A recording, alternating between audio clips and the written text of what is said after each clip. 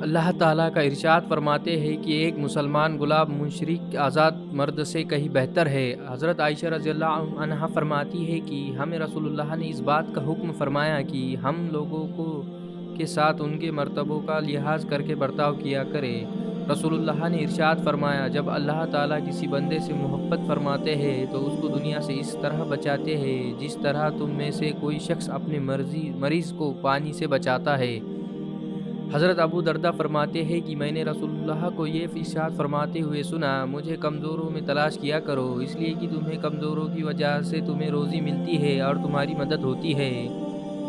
حضرت ابو امامہ سے روایت ہے کہ نبی کریم صلی اللہ علیہ وسلم نے ارشاد فرمایا، جو بندہ بیماری کی وجہ سے اللہ تعالیٰ کی طرف متوجہ ہو کر گڑ گڑاتا ہے تو اللہ تعالیٰ اس کو بیماری سے اس حال میں شفا عطا فرماتے ہیں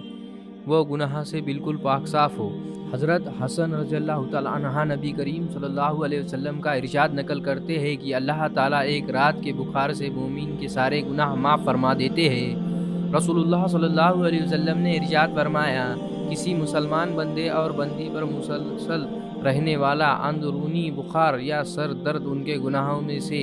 رائی کے دانے کے برابر بھی کسی گناہ کو نہیں چھوڑتے اگر ان کے گناہ پہاڑ کے برابر ہو۔ قیامت کے دن مومن کے ترازو میں اچھے اخلاق سے زیادہ بھاری کوئی چیز نہیں ہوگی۔